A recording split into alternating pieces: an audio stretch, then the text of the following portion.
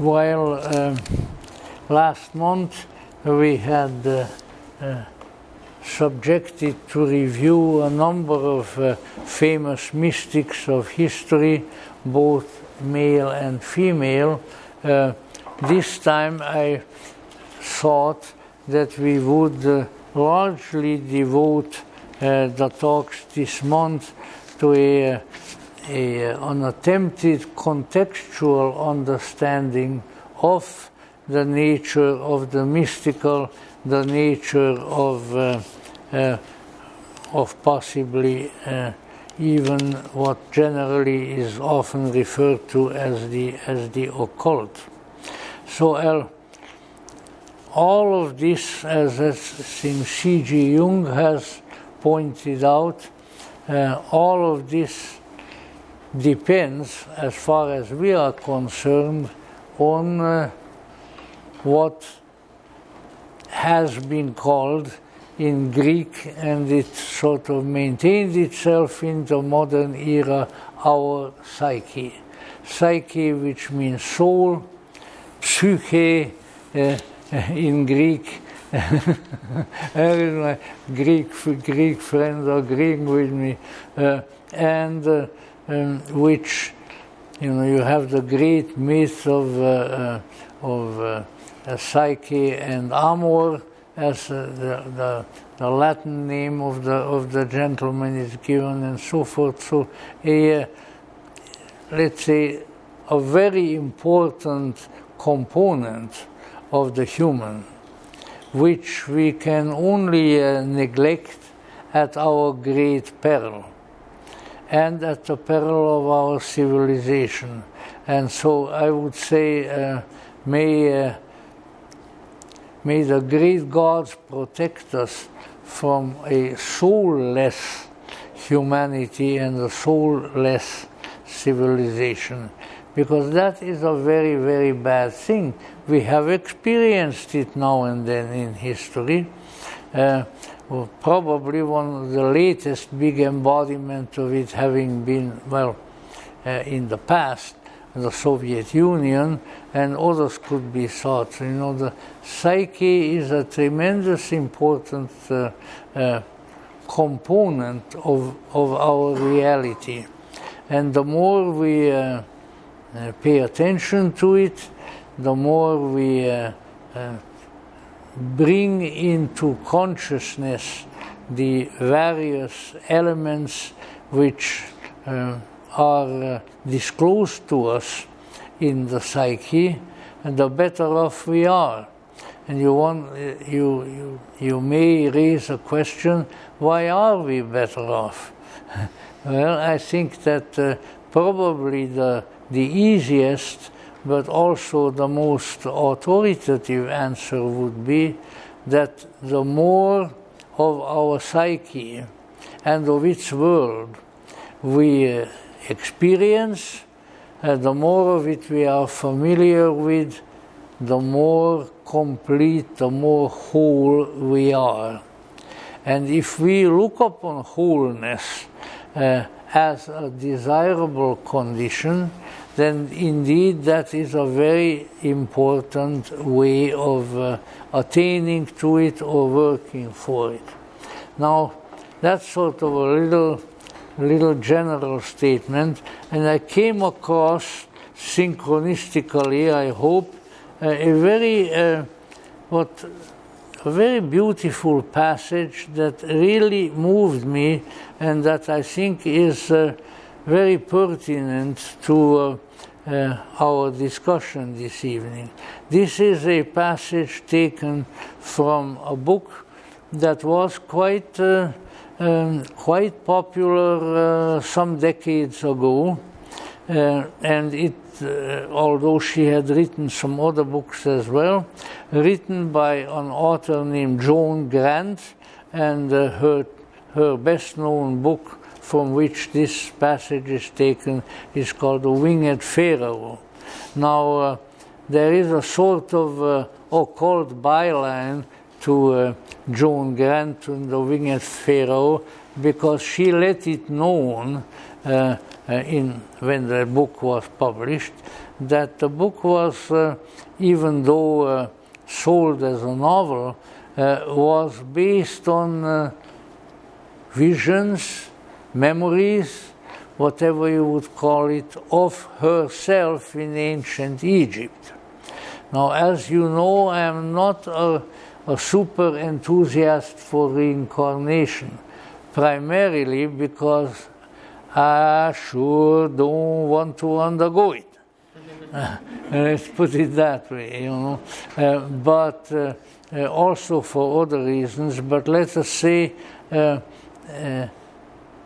even though I am not that fond of it, I do admit that there is such a thing. And we'll say a little more about it later. But in any event, John Grant obviously had some mysterious and very powerful psycho-spiritual connection with ancient Egypt, and her book, The Winged Pharaoh, was really based on that. Now, here is a wonderful passage from that book. I have seen the splendor of the evening veiling the sky in the colors of the universe, when the sun holds converse with his brother stars. Yet shall I see an even greater glory than this pageant of the West. I have heard 1,000 singing birds declaring the melody of life, yet shall I hear a far sweeter song than this. For I know that the glories of the earth are like fleeting shadows on a misty day, besides that moment when I shall at last unbar death's final gate. For then, like a sunbeam breaking through a cloud, I will leave this physical plane of tears and pain and walk with my eternal companions in the light. So that was sort of her distillation of of the Egyptian component of her psyche, and I think it is very, very inspiring and beautiful. Now, you are of course all aware, and many of you were here on our little Halloween meeting, or Halloween champagne fest that we have considered on the basis of really many traditions, the particular significance of the autumnal season wherein we find ourselves in terms of our relationship to the realms of existence which ordinarily are invisible to us and perhaps also inaudible, but which are nevertheless there, and in the existence and the nature of which discloses itself in many different ways at many different times. And so we have, as we mentioned over the last few days or the last few weeks, we have, of course, also a kind of cosmic clock. And I am not going to go back into that subject extensively now. But let's say the cosmic clock, which is really the calendar of the way the sun moves through the various signs of the zodiac, and that symbolic significance has been attributed to that particular mandala, to use that term, and also more specific symbolism has been attached to various of its parts. And the nature of the story I will tell you in a few minutes. But that being the case, just to pinpoint for our consideration the present time of the calendar wherein we live, the dark season of the year has always been sort of understood as being, among other things, symbolic of the entry of our own light nature, the light nature of the human, indeed the human psyche, or even beyond that, the human spirit, spiritus in Latin. This time I omit the Greek, and its journey from its mysterious origins into the relative darkness and obscuration of our earthly life. All things transitory, but as symbols are meant, alles Vergängliche ist ein Gleichnis, wrote the great Prince of Poets and Poet of Princes Goethe in the last stanza of the Faust, and therefore there was a time, and there still is one, I think, in many places in the world, where the veracity of that statement is very much felt by people. And they do look at life and the changes of life, whether of the calendar or of anything else in their own existence. They look upon it as being capable of making, in symbolic fashion, certain important disclosures. And this is very important because, as again, modern depth psychology certainly has pointed out, and C.G. Jung has pointed out with a great deal of energy, that a symbol is a very peculiar thing. A symbol is not a sign. A symbol is not a statement of a mathematical nature, like this means that, but rather it indicates a connection between certain images and certain words and certain experiences that may come to an individual and the deepest roots of his or her own psyche. So the symbol is really a wonderful connection that exists, a connection between the visible and audible world, where of course we might perceive the symbols, and the great mystery that is within us. Jung has also said that the symbol is like a cipher to the mystery. If the cipher is solved, if we understand the cipher, then we understand the mystery.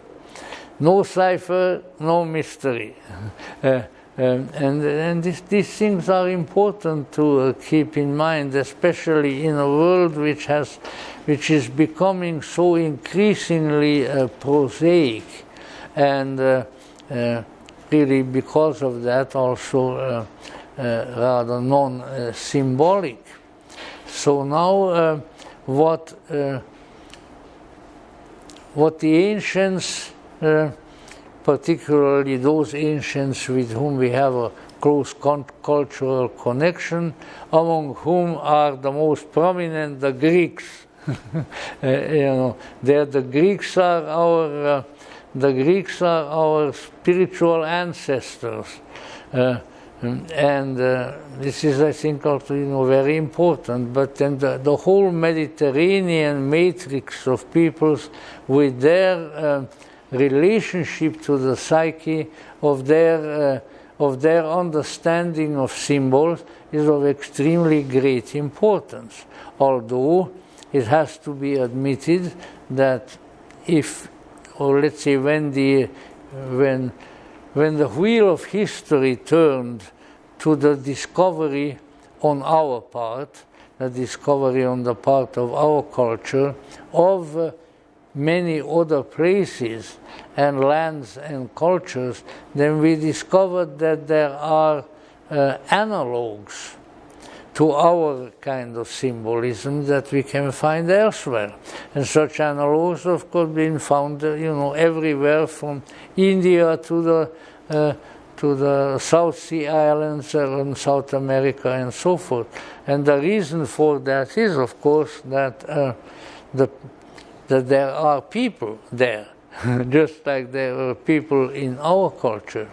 And people, therefore, have the capacity to evoke from the psyche and its knowledge the kind of symbolism that appears useful to the individual at that time, and that is conducive to the individuation, as Jung would say, of our souls, of our psyches.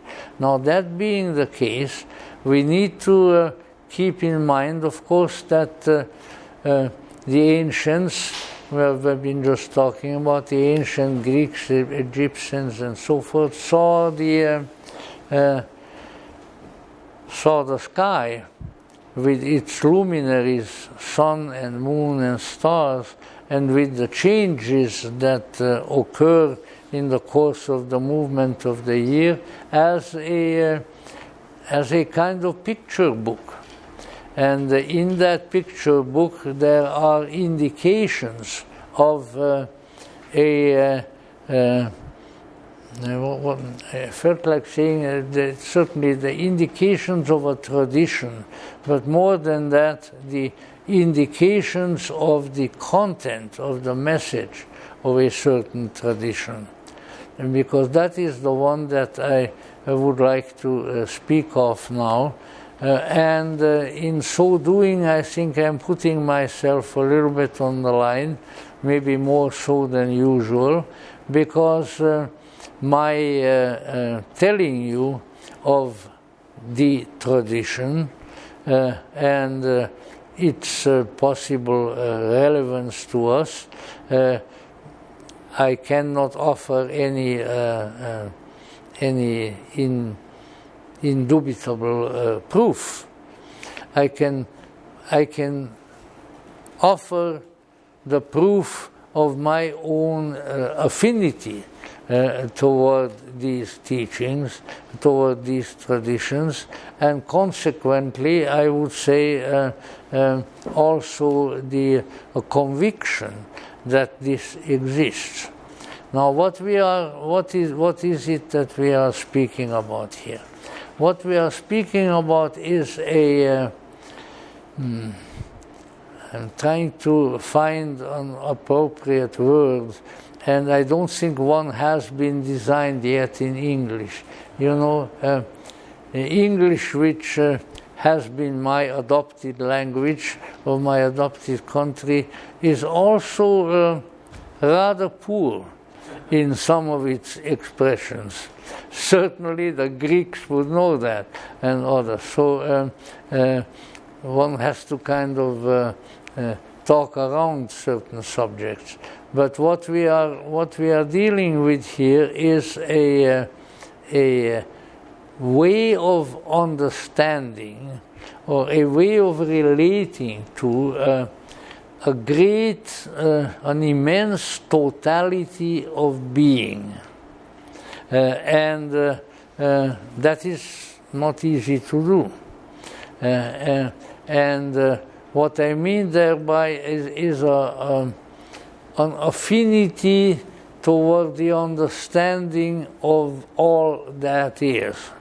The German language, which is very rich especially in philosophical terms, has an expression which I think is very appropriate, and that is Weltanschauung. It is the way of conceiving of the world, of reality. I have never really seen an appropriate translation of Weltanschauung. A German Californian theosophist by the name of Max Heindel had come up with one, which is not bad, but it never really caught on, and that is a cosmoconception. And the Rosicrucians who follow Heindel usually refer to the book that he wrote under that title also as just by its generic name as the Cosmo, which I think is a little bit funny. But in any event, the way we conceive of the great entirety of being, and the way we obviously then also conceive of our position within that greatness. Now, you might ask, with considerable justification, as to how do I come up with this concept that there is such a thing?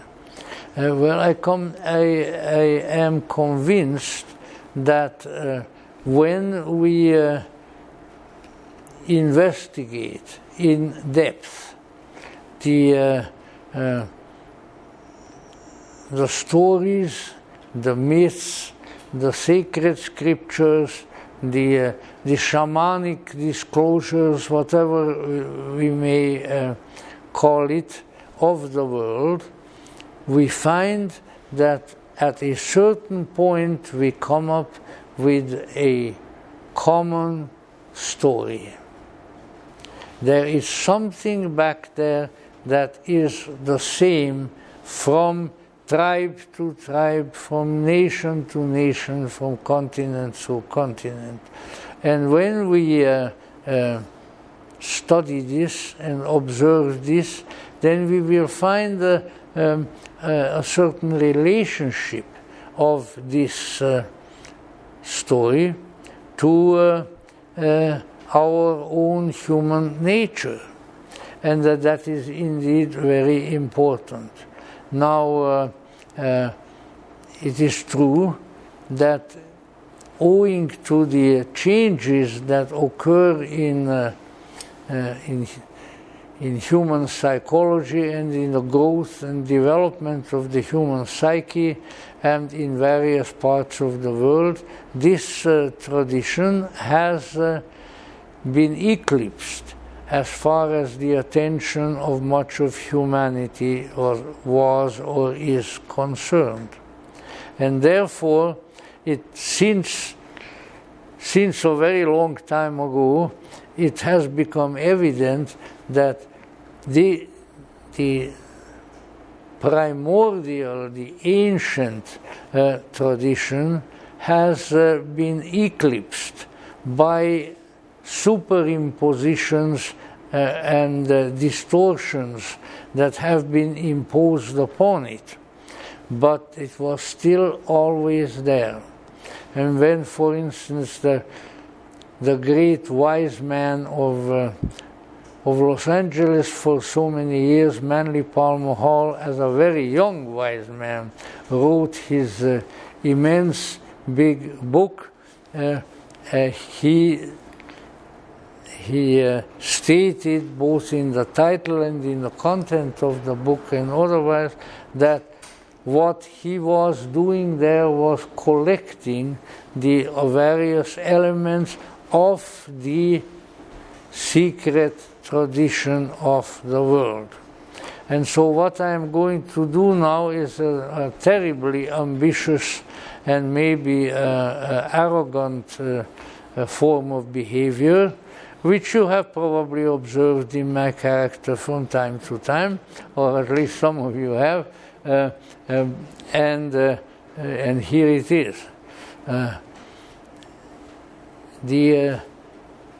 The perennial, you know, there is a certain school of thought that coined the term the perennial philosophy for pretty much the same thing. But I'll just call it now the perennial tradition, the great tradition that has become esoteric. And the story briefly put is like this: that somewhere out of time and out of mind, and certainly out of materiality, there is and there always was a realm of reality which is so different from what we know here that it's very difficult to approach it even by way of the imagination. And it has been called various names. One that in the Western Gnosis it primarily has been called is a fullness. That which is full of potentiality, that which is full of possibility, that which is full of creativity, and full, in other words, it is the state, the condition of the utter, the complete fullness of being. It has also been said that incidentally in Greek is called pleroma, the fullness. And the clever Greeks, of course, contrasted with it what we have here to a major extent and what we experience all the time, which is the emptiness. So there is the fullness, and there is pleroma and kenoma. And so when we say, well, all right, what is it full of, and what is it, where is the emptiness? And I would say that that's a pretty difficult question to ask. It's even a more difficult attempt to answer. But probably one apposite word would be that it is the fullness or the emptiness of being. Being. Not just existence, but being. And where the fullness of being dwells, there is the potential of endless creativity. The fullness is capable of pouring forth out of itself all manner of realities which then have an existence of some kind or the other of their own. So it is a transcendental creative matrix out of which ultimately, at least potentially, everything flows. On the other hand, on the opposite end, as it were, of that spectrum, we have existence which, at least to a very large extent, is empty of that ultimate reality and creativity and fullness. And that is the emptiness wherein we live. But now, the tradition tells that, again, in timeless time and in nameless history, somehow the fullness declared or decided to pour itself out into the emptiness. That it wanted to become from a potential reality an actual reality in all manner of places. And then it did so. this form of creativity has been often called, and I think as good a word probably as any, as an emanation. Emaneo in Latin means I go forth, I pour forth. So it's probably as good a term as any, so that the fullness begins to pour itself out into the emptiness, and therefore a creative situation occurs. Now, mark the difference between this contention, between this principle, and many of the creation myths of the world, but maybe primarily the creation myths of the monotheistic religions. Because where we have some supernatural being, the rather inadequate appellation for whom is God, and we just talked about it a few minutes ago with one of our friends, we are dealing with a much more limited and concentrated kind of element. And moreover one, that when you have a creator God, or even maybe several, when they make something, they become just that. They become makers. They become craftsmen who make something, and that is why in the Gnostic version of the tradition and so forth, they have been called demiurgoi, half makers, because they were working with a substance that they did not make, but they made various forms and so forth out of it. And so we need, but a great difference between the theistic creation myth and its implication on the one hand, and the emanational that I'm speaking of, which of course you find in the various manifestations of what came to be called eventually the esoteric tradition. The great difference is this, and it's a big difference. It's a difference that really makes a difference, and that is that within the emanational image of reality, the ultimate fullness is present. Essentially, its essence is present in that which has poured forth.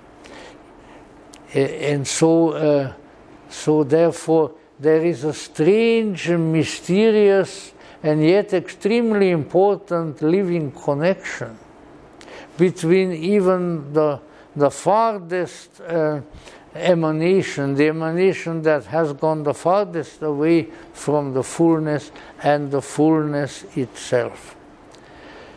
The fullness, when it empties itself and pours itself forth, is present.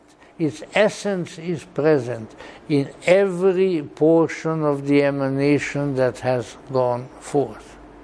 And that means that if you wish, and some people do, to envision the fullness in a monotheistic fashion as God, then that God is present essentially, not just by way of an omnipresence, but essentially in every emanated portion. And this is very, very important, because it means that there is an underlying mysterious relationship of essence among everything and everybody that we encounter. At the core of every human, there is a reasonably developed and almost conscious essence. That is the helpful quality of the human. That the human can become aware and conscious of who and what he is. I'm using the he, We can do that. Rattlesnake cannot do that. And an ant and a bee cannot do it. And so this is the difference between sort of materialistically inclined pantheism. Oh, well, all right, then God is everything. Yeah. But there is the kind of spark of the fullness. That is what Blavatsky's secret doctrine, for instance, calls it. In the beautiful stanzas of John, which is one of the most poetic creation myths ever written, the fullness is referred to as the eternal parent. The very first stanza of in the secret doctrine of the stanzas of John, of the eternal parent wrapped in her ever invisible robes had slumbered once again for 7 eternities. That's how it starts. And then it goes on how the eternal parent, the fullness, sort of unwraps itself. And then its fragments, the sparks, come forth. And those are, of course, the emanations. And one of the most, to me, one of the most mystically powerful, tiny little statements of that same poem is much further down the line when the process is described, when it says, "Set the flame to the spark, thou art myself. I have clothed myself in thee." And this is not a kind of a naturalistic pantheism, but this is the statement of the ultimate reality declaring, look out, look inside, be careful, because I am there. I am enthroned on the great throne within you. I am there, and that is what thou art myself. And of course, when you look around with some insight and some desire for wisdom, then you find that this is in various ways sometimes more disguised and sometimes more openly stated, present in many traditions. Because how should I put it, a substantial, I'll use a vulgar word, a substantial chunk, a substantial piece of the great tradition, of the esoteric tradition, is present everywhere. It's present. But it is also often misunderstood and covered up, as it certainly has in the monotheistic religions to a great extent and elsewhere, because of the nature of the creative process having been thus distorted. So now what does this mean? As I understand the tradition, and certainly I'm only one little fellow who has become enamored with this subject and with this tradition long ago and far away, and the tradition has never let go of me. It's a little bit like Nikos Kazantzakis, the great modern poet of Greece, who I think it's in his book on on Saint Francis, but he's obviously writing himself, describes the mystic, describes the poet as being carried in the air by the divine eagle. He says, the eagle is carrying me along, and I don't know where he's going, and I don't know where we are going to end, but the eagle won't let go of me, you see. And that is really often what happens when you get hold of something in life that is really so true, is so powerful in its truth, that it won't let you go. It won't let you go. The truth, and of course it's scattered in various scriptures, you know, Jesus Christ says that you shall know the truth, and the truth will make you free. So now this of course now brings us another step forward, that in the midst of the great tradition there have to be some processes whereby the essence, the essential nature of that tradition becomes, maybe gradually, but becomes disclosed to us. And that is why you have the mysteries. That is why you have all the various chapters in Mr. Manly Hall's great and wonderful book, because they're all manifestations of the way the mystery discloses itself.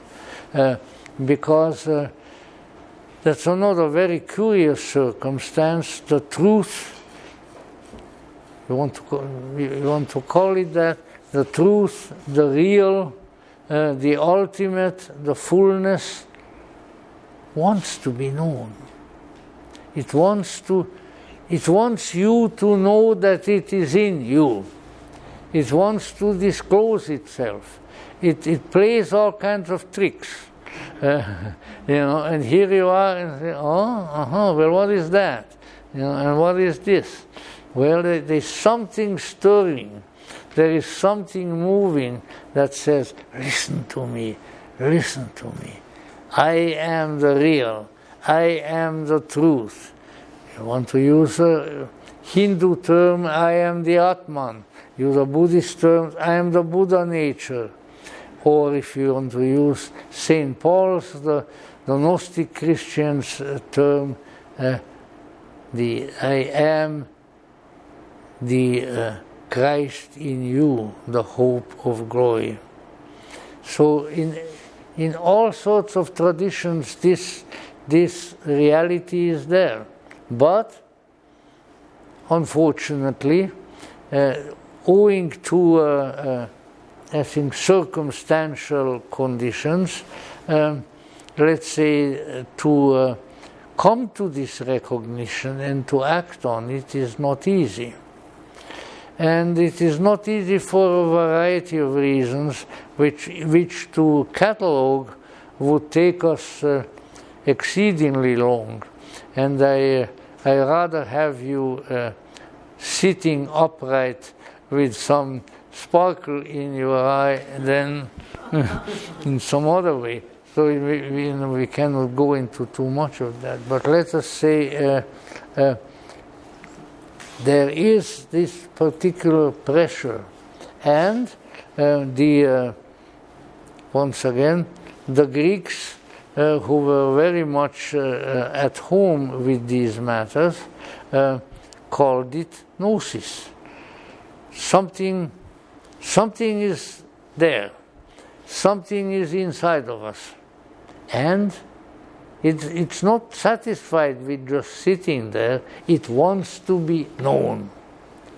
And knowing means, in philosophically, means a great deal more than, I know that I live in the district of Hollywood in Los Angeles. It's not that kind of knowing, but somehow an interior an interior knowing, an interior consciousness bursts forth from within, and then you know who you are. And perhaps you also know where you are. But now what I have tried to describe is sort of the basic underlying mythos, the basic myth of the esoteric tradition. But we also have to look a little bit further, and namely, which is really very important, that how does this story, how does this alternative creation myth, let's say, how does it combine with, or how does it explain the existential condition wherein we are? And that's not as easily done as one hopes. And one of that is that as the, let's say, the outpouring of the fullness takes place, it creates a structure, it creates a mechanism whereby the outpouring continues, and also whereby some of the outpoured substances are brought back. Now, rather nice, although in some respects obviously also limited such image of a structure of this sort is the Etz Chaim, in Hebrew, the tree of life of the Kabbalah, which definitely is a structure of outpouring, and which also has implicit within it the law of return. What has gone forth will come back. It goes back by the way of the paths, through the Sephirot, and ultimately reaches perhaps not only Keter, the crown, but as some of the really esoteric Jewish sects have envisioned, even beyond Keter, into the Ein Sof Ur, because that is the real ultimate fullness. So now, you know, that's one. That's one way of structuring the reality. But it's really much more rich and much more complicated, and in some ways much more difficult than that. I have come to feel, I didn't want to say I have come to know, I didn't want to make any too categorical statement, but I have come to feel that the real tree of emanations is much vaster and much more heavily populated than the ordinary depictions of the Kabbalistic tree of life. But that it is an incredibly vast structure, and in it there are all kinds of beings, all kinds of embodiments of the fullness. We are somewhere sort of quite toward the bottom, as indeed the Kabbalists put it too in Malkuth, you know. We are the ones who are sort of slugging around in the mud, you know, way down here. But that is certainly not the entirety of the structure. So as we can mount, and one can, temporarily or hopefully for eternity, as we mount the structure, as we do what the angels did in the Old Testament to Jacob when he had his dreams and saw the ladder, the angels coming up and the angels coming down, and when then he was told that this is indeed the house of the Lord, and this is where his people belong. You know, you may think that the state of Israel was founded, I don't know, in the 1950s or something like that. No. It was founded there by Jacob. When it was founded by the angels and said, this is going to be your land. So Shlamil, get the rest of your people together and come here, because this is going to be your land, you know. I don't know whether I called him a Shlamil or Jacob. Jacob was really quite a nice fellow, you know. But in any event, so now I have to a little bit mix, let's say, personal experience and reports of the experiences of others into the picture, and there obviously a subjective element enters. And the thing is, you know, I always, no matter whether we are talking about this or about something else, I have never asked my friends who are here that they have to believe what I say, because first of all, I don't think too much of belief. You know, you can believe almost anything if you want to. It doesn't make it true. You know, I can believe that there was a battalion of hippopotamuses with a marching band marching up and down on our street, you know, on Beechwood Drive. Today I can believe it, and you know what? It didn't really happen. And that, of course, is the problem of the sort of perverse creativity of the pleromic seed within us. Because just like the pleroma creates by emanating, our consciousness creates also. But we have to be a little careful that it doesn't go overboard in the wrong direction, of course, because the creativity of the human mind is a wonderful thing, and it is responsible for some fabulous things, from the great artwork and the great literature and many, many other things.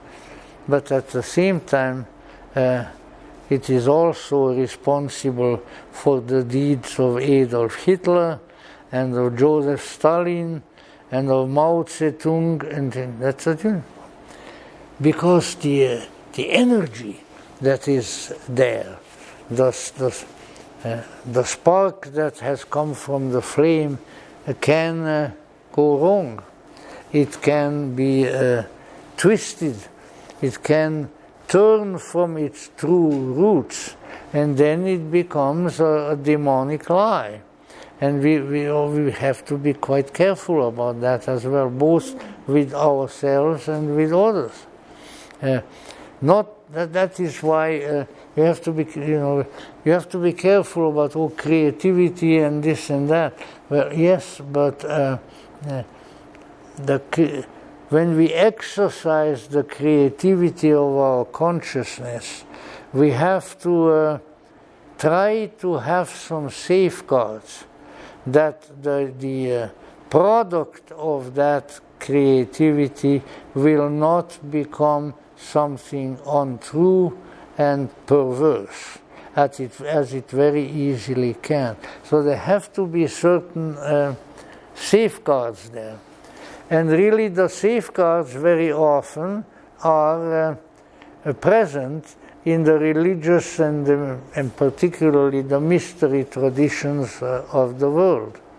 The reason that, say, the people who were initiated into the greater mysteries of Eleusis or of the Orphic mysteries or the mysteries of Dionysus is that the priesthood of the mystery was there and watched the people, that the experience that says that they have will not become something wrong. They were there watching them and guiding them along. And that is very, very important. But of course it takes once again, it takes a tradition. It takes a degree of enlightenment, a degree of gnosis, to be in watchful care of the gnosis of someone else. Otherwise, the whole thing goes to the dickens, you see. But in any event, all that, so is this incredible structure. If I were an artist, which my great-grandfather was and my grandfather was, but I am not, I would try to draw some semblance of a picture. It just, it goes on and on and on, and at every level there are beings, there are realities, there are energies, there are lights, there are teachings, and on and on and on and on. And it's not easy to, let's say, for that reason, it's certainly not easy to deal with, but it is there. And therefore, there have to be ways in which we are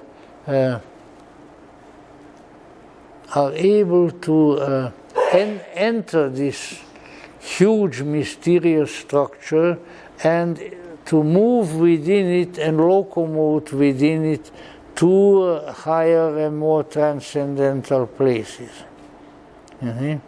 So now I come around to what is today the 4th. So 2 days ago was in many countries the Day of the Dead, also known as All Souls Day, and so I think it's appropriate, it's apposite.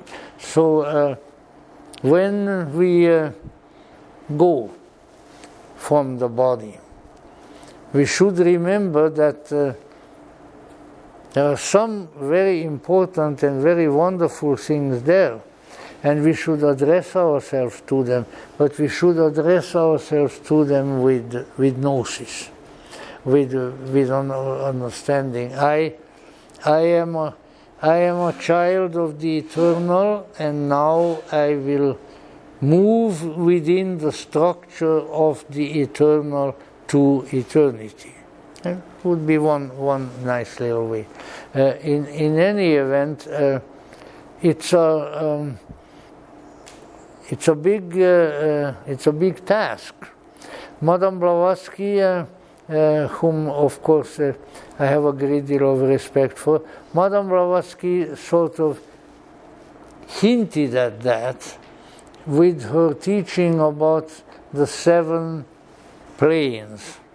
By planes, of course, she didn't mean Pan-American or something like that, but planum, which is what the Gnostics refer to as the aeons. So there are, you might say, there are regions and regions and regions, and you have to be able to accommodate yourself to these regions and to move within them with purpose. And the purpose is that you want to come to the fullness. That is why one of the saints, I can't remember which one of the great mystics, said, if you listen to the music of the spheres, and if you listen to the music inside, then discern that that music continues to say, God, God, God. Since the ultimate always has to be kept in mind. The ultimate must be our aspiration, and what is in between is part of the way. But we are of the ultimate, and as we leave behind the various regions or various, Madame Blavatsky spoke of 7 bodies as well, physical and etheric. As one by one we leave these behind, we need to keep in mind that we are we are on the way. We are on the way to the ineffable greatness. I'm trying to attribute this saying to the proper person, but I am not absolutely certain. I think Mr. Boris de Zirkov was a very, very wonderful gentleman and the great nephew of Madame Blavatsky, who lived here in Los Angeles. And Mr. de Zirkov spoke here many times. Very, very, very great man. And he mentioned at one time that we are the pilgrims of eternity, homeward bound among the stars. And if he had never said anything in my hearing, but that was enough for me, whoever said it. A very, very, very wonderful statement. And so we have to be aware of that this is our destiny, this is our way. And now you say, well, what about the reincarnation, and what about this, and what about that? Well, the issue is that depending on various circumstances, the people have different tasks. And so on, no doubt, there are some who perhaps as the result of their desire for earthly life, maybe for unfinished business, various things of that sort, really have some kind of a powerful and legitimate draw to the earth. And there then is reincarnation. In other cases, I assure you, although that also sounds rather arrogant, that the places, what in Sanskrit they call the lokas, in this incredible structure, they are myriad. Jesus was very modest when he said, in my Father's house are many mansions. Oh yes, many, many mansions, many, many, many mansions. And the thing is, these all, or at least some of them, have a legitimate attraction for the psyche, the soul, to which it can go. Others may find a need to return, and then there will be on the lookout for that. Also, this is where I differ from my spacey friends. Yes, even physically in outer space, in all manner of planets and so forth, and those are physical locations just like ours, and some people might end up there without having been astronauts. So let's say that undoubtedly there is also a psychic, a psycho-spiritual astronautism, So there are all kinds of possibilities, and I think we need to keep that in mind, that the inner worlds, as they are often called, are incredibly rich, incredibly filled with spiritual life, and also tremendously complex. Now, the question is, if I die, am I going to find Grandma up there? Well, it would be kind of interesting. But the issue is that it is a complex matter. So I think it's very important for us throughout our earthly lives, and probably when we approach the other side, to be inclined toward cooperating with the greater will. In other words, it's very, very important to keep in mind. I think it's probably one of the best prayerful activities to say, if it is thy will, I'll do this. Show me your will.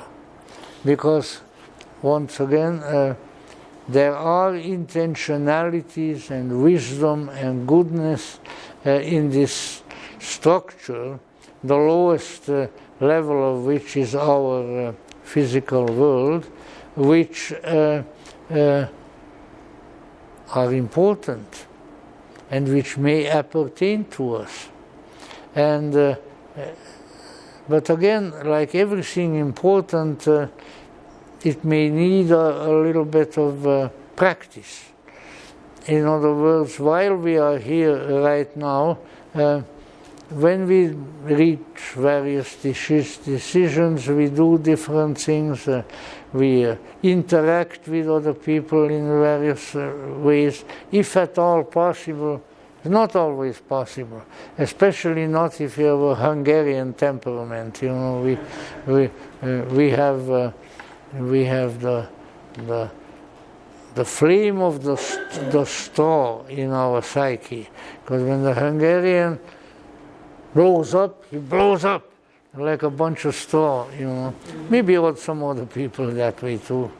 I have seen some Greeks get pretty doggone and angry too. And no doubt they have reasons for it as well. So, but we need to try to become sensitized to the greater purposes and the greater will, because no matter how well-intentioned we are, our little will here is not enough. It has to become synchronized with, and perhaps there are other expressions for it, for the greater will. And really, as we have been now with several lectures and reading and so forth, even now I have something here with me that I'm probably not going to use, which is a very, very marvelous medieval treatise called Theologia Germanica, which was written by an unknown, he never signed his name to it, an unknown mystic in the Middle Ages, and has wonderful, wonderful mystical statements in it. But let us say we have to learn how to synchronize our own intentionality and our will with the greater. Now that's not as easy as it sounds. You can say, oh, you know, I surrender my will to the greater will, but it takes a little bit more than that. And one of the requirements is that we should realize that we need to prepare ourselves for that. We need to know the will, the greater will. We need to look at our own will, at least in its higher aspects, and let's see if this will within us, if we follow it through, can lead us to the greater will, to the divine will. And then we are in the right place. And we have to purify ourselves, I would say, as frequently as possible from the deleterious and ignorant willfulness that we encounter here in this world. Because we are, whether there is an election or not, like next week, you know, we are we are constantly being pressured to cooperate with external agencies. This has always been such. And here, you know, the Gnostics who have been studying in a visionary manner this tremendous psychic structure for ages and for ages, they have enunciated that there are there, for instance, some kind of not totally purified and rather power-hungry spirits, whom they call archons. An archon is a ruler, and there definitely are non-physical beings that we can encounter whose desire is to rule us. The desire is to push us around. And I think upon them are modeled a great many agencies throughout the world who are called governments, you know. After all things transitory, but that symbols are meant, and these things radiate down upon us. So once again, we need to approach the great structure with the ladder of the angels with intention and with humility, and to keep that up. It's not easy, and however, that is really what prayer, meditation, all manner of exercises of that sort are really for. Now, let me try to sort of stab around a little bit in the subject to some specific matters that may be of interest. What about the dead? You know, well, let's say the likelihood is that, first of all, the process of death is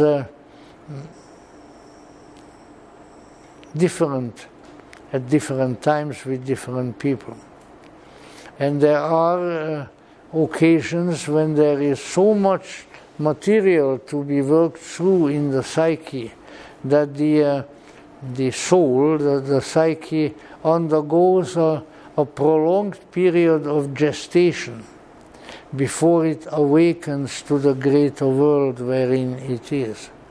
And this is perhaps what the ecclesiastical sources have referred to, and I said the eternal rest, the eternal peace, so that there is a peaceful condition wherein a sort of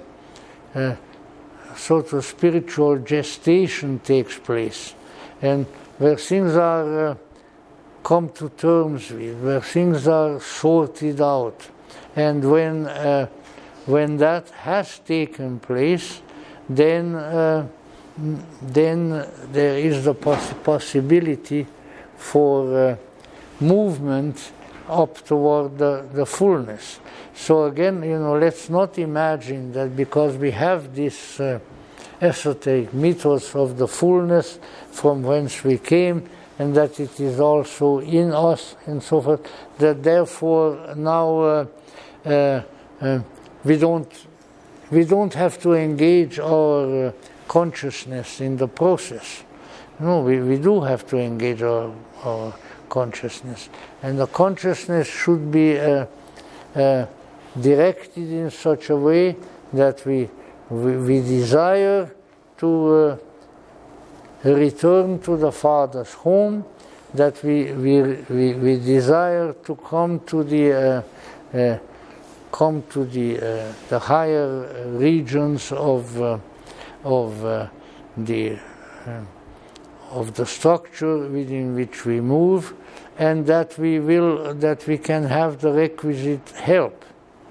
Now, speaking today, we are sort of haunted by Greek influences, but we have a very fine icon store in northern Glendale that we sometimes go to for our church needs and so forth. And so there I discovered, for instance, that the richness, the number, the incredible pulchritude of the number of beings, including angels and archangels, that are depicted by the icon painters, in this case of the Greek Orthodox Church, is considerable, is very, very great. So if you want to get an idea as to how many the angels are, not just how many angels dance on a pin like the medieval thing, but then go to the icon store and look. There are many, many more archangels, for instance, known by name in the Orthodox Church than there are in the Church of the West. Now, why is that so? Well, I would say because the contact with the mysterious beings there, whom we call angels, was cultivated for a very long time, and sometimes by the icon painters themselves. For instance, the greatly revered Russian icon painter of the last century, Andrei Rublev, I am convinced that he could see the beings, the saints and the angels whom he was painting. And of course he himself has been declared a venerable saint. So we need to be affinitized and not look upon the other side as either something that is negligible or that is something to be very afraid of.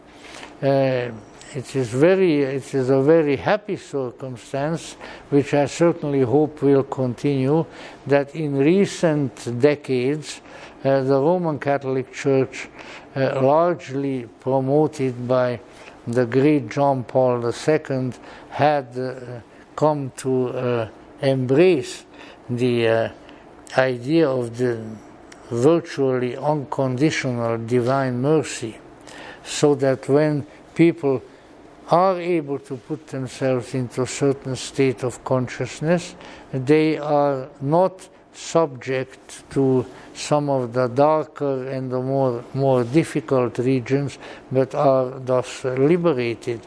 And probably most of you have not grown up as children in the Roman Catholic Church, but let me assure you that the fear of purgatory and of hellfire already in children was always immense. I haven't been so scared of bombs that were falling. I haven't been so scared of machine guns that were coming as I was when I was a child, of purgatory and of the inferno. And of course, all of these things have come about not without reasons. We understand that. But just like in your own life, something comes about and it has a reason and you do it. But then time goes on and you say, why in the heck did I do that? I had a reason for it, but I shouldn't have done it. And that always, so it is with some of these matters. So one has to be careful. In any event, now I don't know how we are doing here. So let's say yes, let's say as far as as far as we are able to ascertain from the esoteric tradition, and as far as we are able to even confirm much of that by way of psychical research in various scientific modalities in modern times, there is a definite continuity of consciousness after death, and if there is preparation for it, and if the conscious attitude of the person who has gone to the other side is good and is directed toward the proper things, then it would seem that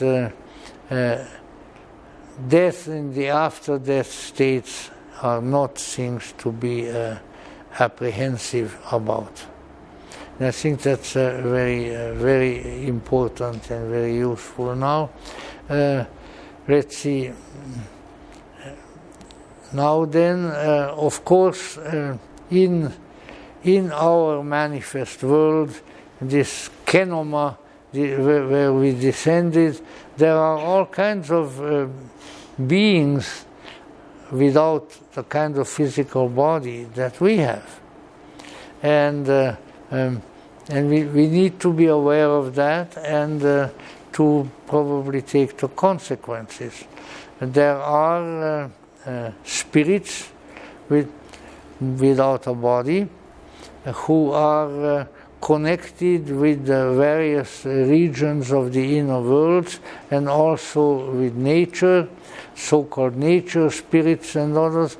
And it's, let's say, here also we should not go bonkers if we encounter them. And you know, one of them being there are all kinds of spirits of that sort who are well, how should I put it? Have a tendency toward masquerading and mischievousness. And this is something that nature spirits will do. And so we have to be aware of that and keep our judgment and our consciousness with us, and then we are not going to come to any difficulty. Much of the time, these things are harmless, and sometimes even quite funny. Now, I have various reports of people, as well as maybe some little experiences of my own ever since my childhood, that are really understandable and not at all menacing. To tell you one that didn't occur to me, but to somebody whom I knew quite well. He became aware. They were living in Long Beach, of all places. More prosaic, spiritless place are hard to imagine. I hope there is nobody here from Long Beach who is going to chastise me badly. But anyway, had a sort of a gnome, nature spirit in his garden, and the gnome was very interested in what the owner of the house was doing, and he would imitate him. And for instance, once this gentleman, there was a big mud and a big rain, which after all very, very seldom, but we still have around here. And so he had these big boots on, like 7-league boots. And here was the spirit looking at my friend, looking at him very intently, and all of a sudden, while looking, he grew boots like that. He duplicated the boots of the person whom he was seeing. So imitation and trickiness is often present, but one need not be too impressed with that. Also, when you see the stories from places, the British Isles come to mind with the fairy circles and various spirits of Celtic lore and so forth. So there also the important thing is, at least so I have found and others have found, that when you encounter non-physical beings, just treat them as if they were physical beings. So to just be accepting and be friendly toward them, if that is possible, and sort of, I often put in my mind, I don't want to scare you now because you're not going to come back here, but this building is over 100 years old, and there are some non-physical creatures here too. I hope that none of them discomforted you in any way, but they are around. And you got to take a good look at them. Some of them are just not much better than automata. They obviously have a form which they can manifest, but not much consciousness there. And these are the sort of apparitions that Madame Blavatsky often referred to as spooks. And she indicated that there are forms of spirits that have been kind of left behind, sometimes by the people who are dead and went on to greater things, and they do literally haunt the place where they used to live. They hang around because they don't know where else to go. And I think there was a politician who used this term in a different context, and I will not mention who it was, but an expression. These kind of spooks should be treated with benign neglect. So don't pay too much attention to it. It is there. Okay, buddy. Okay, yeah. Just let them be, and because the attention gives them sort of energy, and then they may hang around. They may be present much longer. And other than that, but as the spiritualists, of course, made this a very big cause, is there a legitimate and valid interaction with the spirits of the dead? I would say, on the basis of a little bit of experience along that line, that when the dead have a desire, have an intentionality to get in touch with the living, then you will feel it, and then you may receive various little hints of what to do. But the desire for interaction should come from the spirits and not from the living.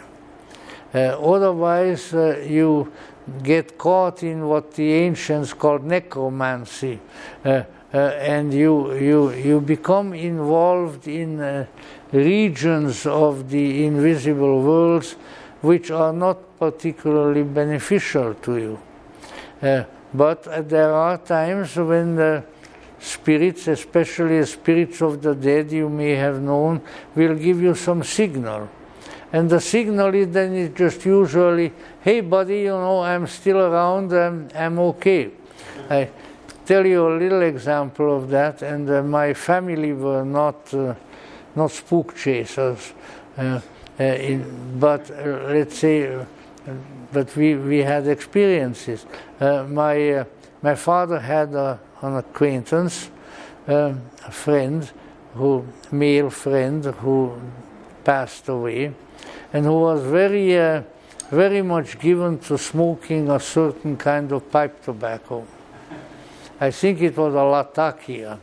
And so he was dead, the gentleman was dead for a week or so, and all of a sudden here we were, all of us together, family together in the living room, and a very powerful smell of Latakia in the air.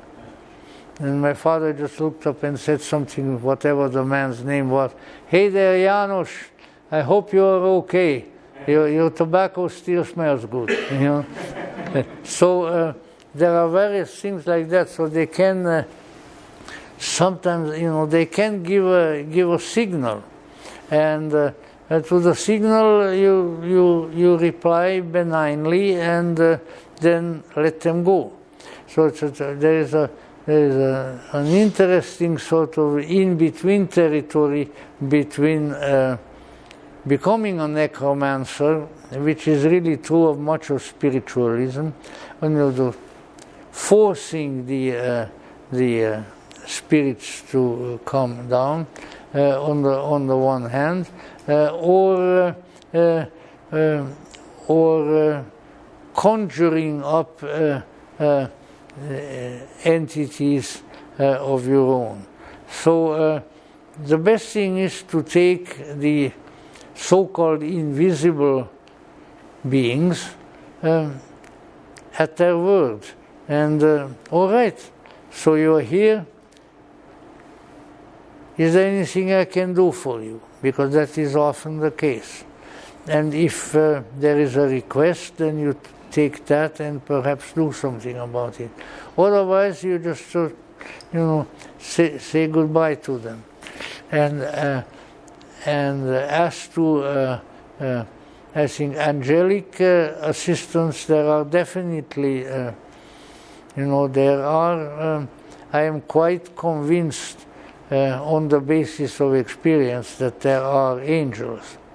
Incidentally, whether you like him or not, so was the Prophet Muhammad, peace be on his name, because you cannot be a Muslim if you don't believe in angels. It is one of the 5 pillars of Islam, which are the things that you have to believe in, and that there are angels. So, what angelos, really just means late time.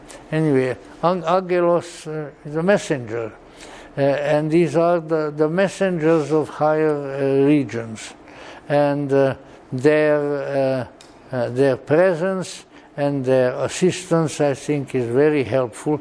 But again, don't go to the extreme of some of the New Agers who made such a big deal out of guardian angels and so say, I was driving down on the highway by Malibu, and then this great big rock came down, but it came down behind me, and that means my guardian angel picked it up and put it there. Well, if you want to believe that, that's okay, and particularly not physical things.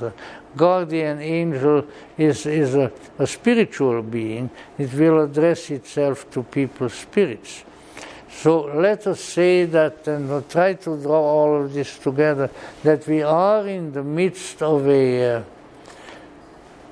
tremendous and very powerful and very interesting, ordinarily invisible cosmos.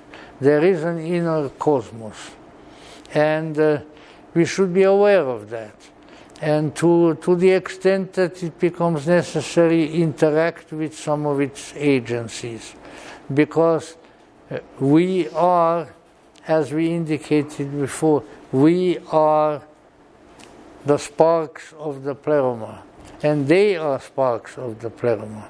And therefore we really don't have anything to fear from each other, but a kindly cooperative attitude we should have toward each other, and may be of great help. I can tell you from very personal experience that in the case of a very great and imminent danger, no apparition, but just an interior voice spoke to somebody very close to me and assured him that he would, in spite of the tremendous danger, that he would survive this experience, and he did. And I was wondering through much of my life as to who was that. But there is no need to rack one's brains, because after all the pleroma inside this particular person, who was incidentally my father, is there and can also speak. But it can also attract to itself helpful angelic forces. And so from my experience, from the experience of others, from the tradition of the ages, I feel strongly assured that there is help, there is inspiration, there is support available to us from what ordinarily would be invisible sources.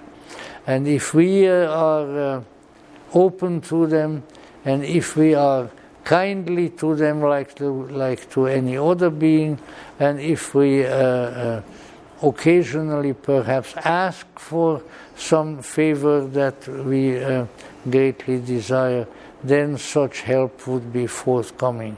Because great and complex and marvelous as the spiritual structure within which we live is, we also need to keep in mind that it is an unobstructed spiritual universe. There are no obstructions in it. There is no stopping in it. If the proper approach is taken, if the prayer is put forth properly, if the relationship to the inner world is one of openness and acceptance and kindness, then we need not fear the noonday devil. We need not fear the bad apparitions, because there is much more good in the inner world. Yes, there are bad things too, and one needs to, when they appear, one needs to how to handle them. But on the whole, I am not an optimist. I don't think that this physical world wherein we live is a good world, but I do think that the entire great pleromic structures, the children of God, the children of the pleroma, the angels of light are there, and that they have a relationship with us, and that relationship can immensely redound to our benefit. And so I hope with this kind of meandering around the pleromic structure has given you some ideas and maybe some inspiration, and in that hope I will conclude my remarks this evening, and I will thank you again very, very much for having come.